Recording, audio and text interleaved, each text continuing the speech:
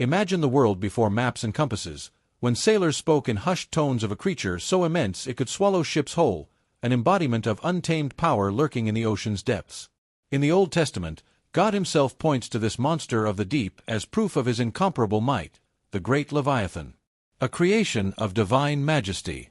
Long before humans harnessed wind and sail, the Almighty shaped land, sky, and sea, and populated them with living wonders.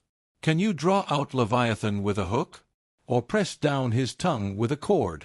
God challenges Job, Job 41, inviting us to contemplate a beast beyond mortal mastery. Leviathan is no ordinary fish. He is described as a primeval sea dragon, his sinuous body armored with overlapping scales so tightly knit that no weapon, spear, arrow, or sword, can pierce them. His jaws open like the gates of doom, lined with rows of fearsome teeth. When he moves, tidal waves rise. When he breathes, flames flicker and smoke billows. Even the bravest warriors quake at the mere whisper of his name. The anatomy of terror.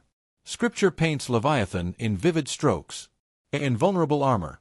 His back is a living fortress, each scale locked to his neighbor so closely that, together they stick, they cannot be sundered. Job 41 verses 15 to 17. A terrifying strength. He churns the sea into a foam of waves, capsizing ships as though they were twigs. A fire and smoke. From his nostrils billows smoke, from his mouth flash burning coals. Job 41 verses 19 to 21.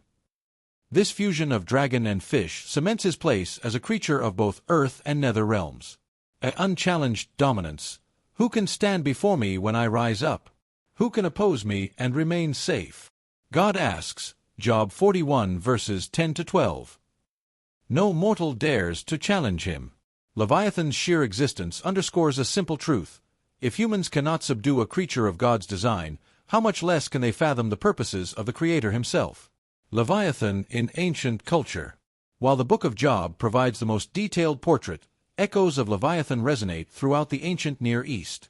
In Ugaritic mythology, Leviathan is a seven-headed sea serpent defeated by the storm god Baal, a symbolic victory of order over chaos. In Babylon, Tiamat, mother of monsters, represents the untamed waters. By commanding his servants to respect Leviathan, the God of Israel stakes his claim as sovereign over the sea's primeval chaos. Leviathan as metaphor. Hobbes's state. 17 centuries later, the English philosopher Thomas Hobbes borrowed the name for his monumental work on political theory. In Leviathan, 1651, Hobbes argues that in a state of nature, human life is solitary, poor, nasty, brutish, and short.